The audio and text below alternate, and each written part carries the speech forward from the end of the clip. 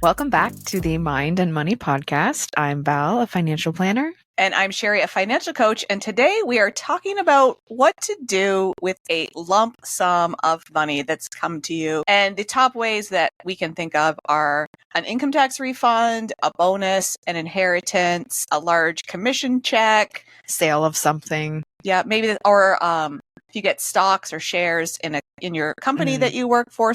Basically, unplanned, maybe not unplanned, but any larger amount that's come into your personal finances. And what is the best plan for you to do with that? There's so many options, Sherry. There's so many ways we could go. And the biggest caveat is it depends, which is our favorite word. It depends. 2 words. It depends on your situation. It depends on what type of debts you have, what type of goals you have. One piece that I always want to keep in mind is taxation. If it comes in from a taxable source, something like a bonus, then we need to keep in mind that that's going to be added to our taxable income. So strategies that might look like putting it into our RRSP for retirement. And that's kind of going into the weeds of it. But before we do that, let's look at the full picture. What type of debts do you have and what type of interest rates are they at? I would say is kind of one of those first places that we start. And what goals are on the horizon? Is there something that we know that, like, yes, everyone's like, yeah, vacation. I'm like, yeah, vacation. But what else? What does our savings look like? What does our security look like? There's also the emotional piece of money, especially often with inheritances. There's sometimes wishes or strings attached to it that we carry as well. A lot of the times, like I've had it with a couple clients where they're like, make sure you take some of this and do something with the grandkids, as an example. So, or spend this money in a way that you wouldn't normally spend money. Yes. And there's almost a paralysis that can come over us because it's like, okay, what do I do with this? And because there's so many directions, we just stay at the intersection because we're like, I don't know what to do. I don't know which way to go. So when you have clients that have this scenario, what do you look at, Sherry?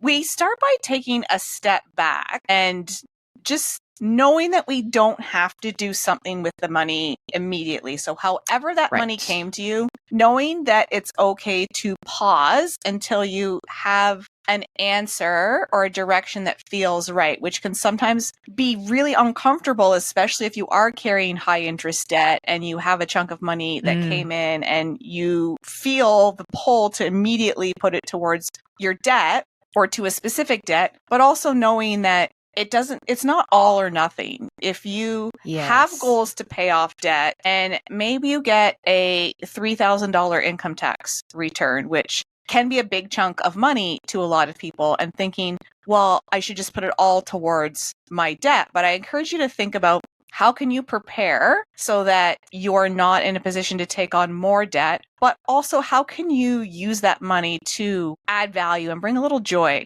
to your life. So maybe if in this example where it's $3,000, maybe you put $1,000 towards debt, you put $1,000 in an emergency savings fund, and you have $1,000 where you decide, I'm going to do something or purchase something with this that is going to make my life better, is going to bring me joy, bring my family joy, because that can feel really balanced. So think about what's important in your life and how the money can support that, or how the money, if you don't make the right decision, the right decision caveat, there is no right 100% decision. You're never going to know until you make it. Right. Just try something, have a plan, sit with that plan for a few days, and then maybe you change that plan before you actually take action. So have a timeline that encourages you to pause. So, and this can vary depending on the amount of money too. Think about how long does it make sense for me to wait before I take action with this money. I think encouraging that pause is advisable, and also understanding that it doesn't have to be all one. It can be multiple different goals that we use the funds towards. You don't have to attach it to all one, but often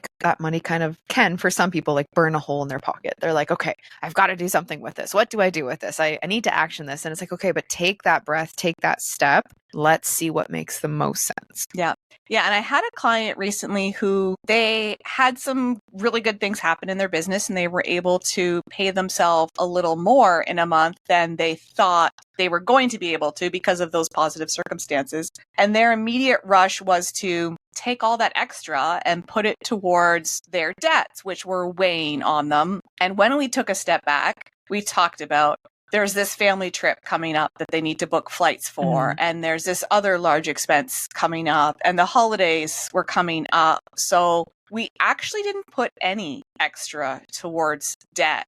And initially, I could tell that they were feeling a little uneasy about that. But fast forward a month post holidays, and their response was, I am so glad that we did the things that we did with the money, because it allowed them to get through the holidays without having to use their credit card. It allowed them to have money set aside to book the flights for their family so that they could go on this larger family trip. So really taking a step back helped them see it was better for them at that time to designate the money for a specific purpose, but not take it and put it towards their debt. So it's all about the life situation and what you can reasonably anticipate is going to happen. We can't anticipate all of the things, but I do think putting some into a savings account, emergency savings account, if you don't have any, is something that you should really consider, because when you do have a little bit of money there protecting you when an emergency happens, the emergencies feel a lot different, but they also tend to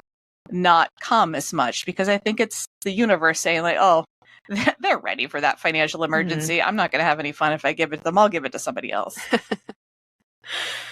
Encouraging the pause, taking that step, not having to do something with it, and looping in an expert to potentially also help you see what makes the most sense, being strategic with it, taking into account the emotions, and ensuring that that expert that you're having help is you focused, not them focused. Because a financial advisor might come in and say, you should invest it all over here. Well, that might not be like that. You need someone that listens to you and asks the right questions before giving some hard and fast solution that benefits them and benefits you, but doesn't align with you. And if you think you want to do something and put it all towards something specific, say you want to put it all towards your debt, you're really motivated, you're close to getting a debt paid off, put a chunk of that towards debt. Maybe take half of it and put it towards debt, and then soak on it for a little bit and see how you feel. And maybe you feel like, half towards debt was really good and that allowed me to pay a big chunk of it off, but I want to do something for myself with this other half of it. So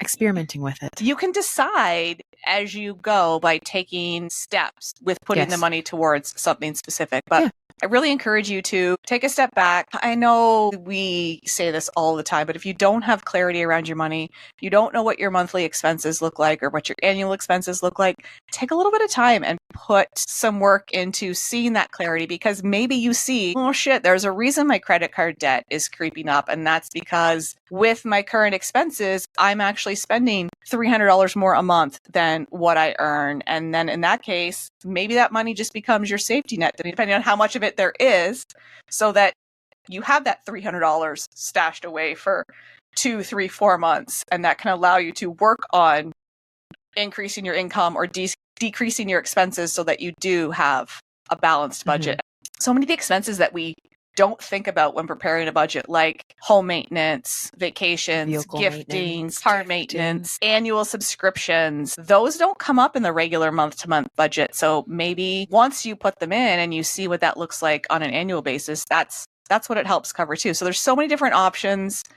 No one answer. Like sometimes I wish we could just say, this happened, do this. Yeah, for everyone, do this. But the only step that we would like that makes sense is pause, see what your goals are, take a look at your picture. And from there, and asking someone else what they would do, because we always like the answers are within us. We know ourselves best, but we always, want to see what other people are doing. And their situation is so different. It's not wrong to talk about it, but they might say, oh, I put all mine towards my RSP, or I put that chunk down on my mortgage. That was great for them, but it might not be the solution for you. And if you're feeling lost, take a bit of time, go somewhere quiet where you can think with a journal and just brainstorm. What are all of the things I would like to do? Yeah, do a good brain dump. Yes. And dump them all out, and then take a minute to pause and then go back and review them and kind of like leave a little space between all of your ideas, and then go back and write how it would feel if you put the money towards that. Yep.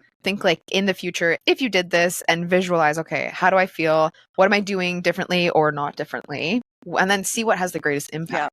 Yeah, that's exactly it. Like, what is the long-term financial impact of you putting money towards that thing and then step away, go for a walk, take a couple days, and then go back to that list and use that information to help you make a decision and think about what's going to be best for you as an individual. Yep. And I think that step of setting it on the shelf and letting the mind quiet, reflect, also a big piece. Yeah. So if you have any questions or you just need to brain dump a little bit, you've got a couple options. Feel free to shoot one of us a DM or via the podcast social media so that we can try and help you think about some alternatives, because we're here to help, and we definitely love supporting our one-on-one clients, but we know that that's not accessible for everyone. So if you've got something you're debating, don't hesitate to shoot us a DM, because we're here to help. And we thank you for being here. Please like and subscribe so you get notifications of our weekly episodes. And we can't wait to see you next time on the Mind and Money Podcast.